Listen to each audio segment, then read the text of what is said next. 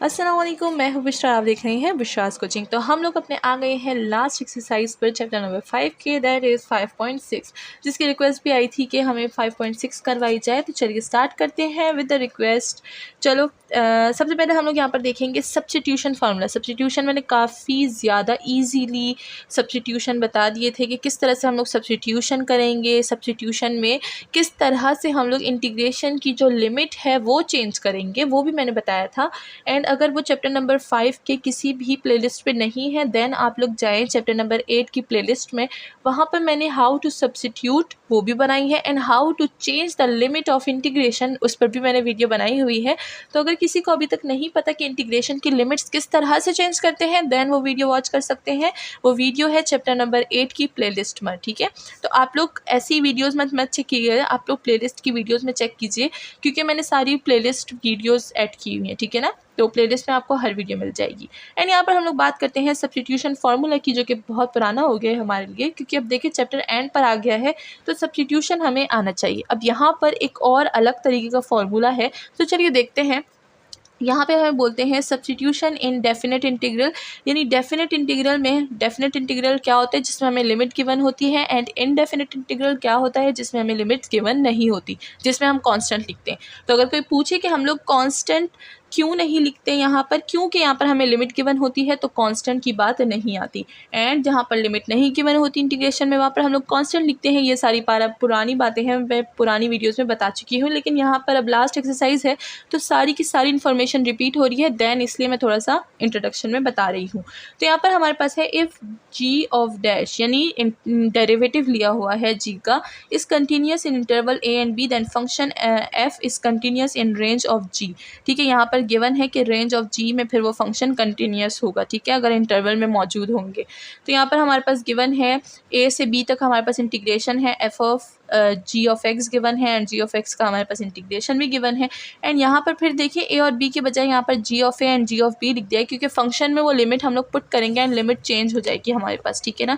ये सारी चीज़ें मैं आपको बता चुकी हूँ हमारे पास जब लिमिट चेंज हम लोग ने किया था इंटीग्रेशन में, ठीक है। एंड यहाँ पर हमारे पास सब्स्टिट्यूशन के दो एग्जाम्पल में दो सब्स्टिट्यूशन हमें बताई गई है कि किस तरह हम लोग सब्स्टिट्यूशन करेंगे। तो चलिए सबसे पहले हम लोग ये एग्जाम्पल नंबर 1 को सॉल्व कर लेते हैं, तो इससे आपके पास आइडिया आ जाएगा कि हम लोग किस तरह से इस एक्सरसाइज को सॉल्व करेंगे। तो चलिए चलते हैं अपने बोर्ड की तरफ। तो यहाँ पर हम लोग आ गए हैं। सबसे पहले हम लोग एग्जाम्पल नंबर 1 सॉल्व करेंगे, सब्स्टिट्यूशन बाय 2 मेथड्स। तो यहाँ पर 2 मेथड्स की सब्स्टिट्यूशन हमें बुक में गिवन है, तो बुक की एग्जाम्पल ही हम लोग यहाँ पर सॉल्व करेंगे। तो यहाँ पर क्या हो जाता है, हमारे पास जो फंक्शन है 3x² गिवन है and square root x³ + 1 given है। तो यहाँ पर सब्स्टिट्यूशन में सबसे पहले लेट करेंगे कि जो u है वो हमारे पास क्या है, x³ + 1। हम लोग इसको सब्स्टिट्यूट कर देंगे u की तरह। अब u को हम लोग फिर इसकी डेरिवेटिव निकालेंगे, du/dx हो जाएगा। एंड अगर हम लोग देखें x³ का डेरिवेटिव क्या होता है, 3x² एंड 1 का 0, तो यहाँ पर 0 आ जाएगा। ये dx यहाँ पर ट्रांसफ़र हो जाएगा, ठीक है। du हमारे पास आ जाएगा 3x², du हो जाएगा हमारे पास dx हो जाएगा, ठीक है। तो du हमारे पास क्या आ गया, 3x² dx। अब हम लोग ये वाली वैल्यू यूज़ करेंगे एंड ये वाली वैल्यू यूज़ करेंगे। अब ये वाली वैल्यू देखिए हमें फंक्शन में गिवन है, तो यहाँ पर हम लोग इस वैल्यू की जगह हम क्या लिखेंगे, du लिख देंगे, इस वैल्यू की जगह हम लोग u लिख देंगे। अब देखिए जैसे कि मैंने आपको बताया कि हमारे पास जो लिमिट होती है वो यहाँ पर चेंज हो जाती है, ठीक है। तो जब भी हम लोग डेफिनेट इंटीग्रल को सॉल्व करते हैं तो लिमिट भी चेंज होती है हमारे पास। अब देखिए यहाँ पर हमारे पास लिमिट -1 है, तो हम लोग लिमिट कैसे चेंज करेंगे, इस u में वैल्यूज़ पुट करेंगे एंड लिमिट को चेंज कर देंगे, ठीक है। तो ये वाला u ले लेंगे, ये हमारे पास है u = x³ + 1। इसको मैं अलग मार्कर से लिख देती हूँ ताकि आपको जो डिफरेंस है वो पता रहे, ठीक है। तो ये हो जाएगा हमारे पास u लेट करेंगे, u = x³ + 1।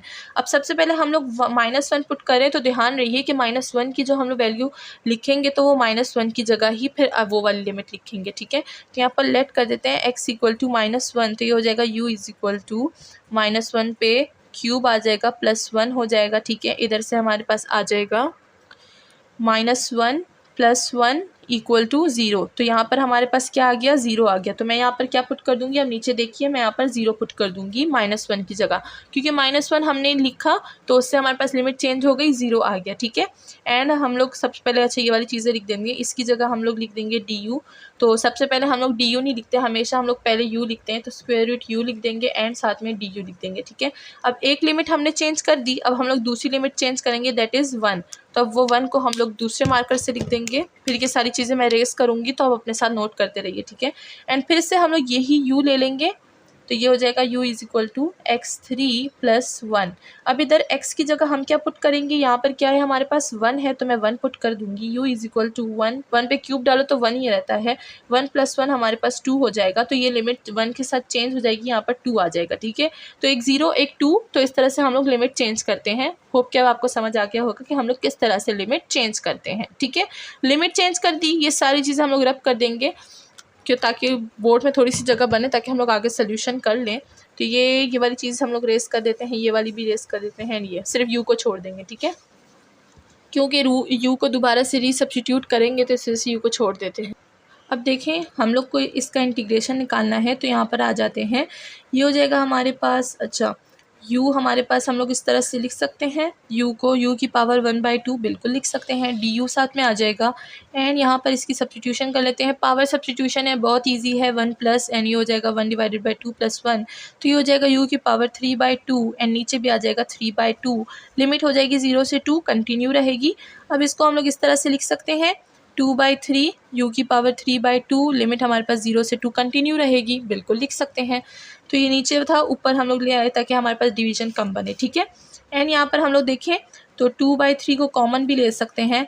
अब इसमें लिमिट पुट करेंगे तो 2 पे लिमिट पुट करेंगे, 3/2 माइनस कर देंगे, 0 के ऊपर लिमिट होगी 3/2, ठीक है। अब देखें तो ये पूरा 0 हो जाएगा एंड 2 पे पावर 3/2 हो गया, तो हम लोग इसको इस तरह से लिख सकते हैं। अच्छा 2/3 को हमने कॉमन लिया तो ये कंटिन्यू रहेगा, ठीक है। अब इसको हम लोग इस तरह से लिख सकते हैं, 2 स्क्वायर रूट 2, ठीक है, अलग अलग कर दिया ताकि कुछ कैंसिलेशन हो जाए। तो यहाँ पर देखिए 2 और 2 हमारे पास मल्टीप्लाई हो रहा है, तो हमारे पास क्या आ जाएगा 4। अब इसको मैं यहाँ पर कंटिन्यू कर देती हूँ, यहाँ पर इसको इरेज कर देते हैं।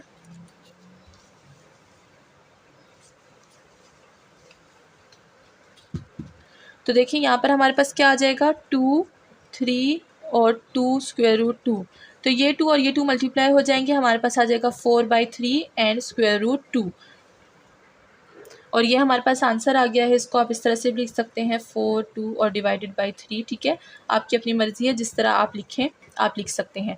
तो ये हमारे पास आंसर आ चुका है। तो इस तरह से हम लोग सब्स्टिट्यूशन करते हैं, और सब्स्टिट्यूशन में किस तरह से लिमिट चेंज करते हैं, होप क्या आपको समझ आ गया होगा। इसी पर जल्दी से चैनल को सब्सक्राइब कर दे, लाइक कर दे और शेयर करना बिल्कुल ना भूलिएगा, ठीक है। अब इसी में हमें एक मेथड 2 कौन सा गिवन है जिसमें हमारे पास लिमिट नहीं होती, तो हम लोग यही क्वेश्चन सॉल्व करेंगे विदाउट लिमिट्स, ठीक है। तो अब हम लोग यही क्वेश्चन ले लेते हैं, क्वेश्चन दोबारा से लिख लेते हैं। क्वेश्चन था हमारे पास 3x² square root x3 plus 1, ठीक है। तो अब हम लोग ये सेकंड मेथड यूज़ कर रहे हैं किस चीज़ में, विदाउट लिमिट्स। तो अब देखिए विदाउट लिमिट्स भी हम लोग इसको सॉल्व कर सकते हैं, एंड लिमिट्स और विदाउट लिमिट्स का आंसर हमेशा चेंज आता है।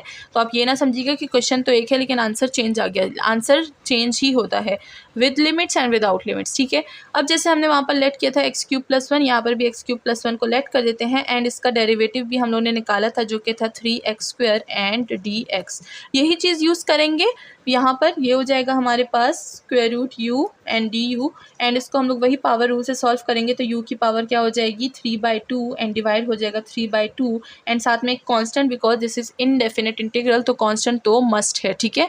अब यहाँ पर हम लोग क्या करेंगे, बस इसको रीसब्स्टिट्यूट कर देंगे, ये हो जाएगा 2/3, ये हो जाएगा 2/3, एंड यहाँ पर u की वैल्यू क्या थी, x³ प्लस 1, एंड ऊपर आ जाएगी 3/2 वैल्यू एंड प्लस एक कांस्टेंट, एंड ये हमारे पास जो क्वेश्चन है वो सॉल्व हो चुका है, ठीक है। अब देखें इस क्वेश्चन में और उस क्वेश्चन में कितना ज़्यादा फ़र्क था, आंसर में कितना ज़्यादा फ़र्क है। तो इसी तरह हम लोग 2 मेथड सब्स्टिट्यूशन में यूज़ करते हैं, एक डेफिनेट इंटीग्रल के लिए, दूसरा इनडेफिनेट इंटीग्रल के लिए। तो होप कि आपको समझ आ गई होगी अब हम के लिमिट किस तरह चेंज करते हैं, तो जो एक्सरसाइज है उसमें ज़्यादा प्रॉब्लम नहीं होगी। अब मिलते हैं नेक्स्ट वीडियो में विद एक्सरसाइज। अपना ख्याल रखिएगा और चैनल को सब्सक्राइब करना बिल्कुल ना भूलिएगा। Thank you so much.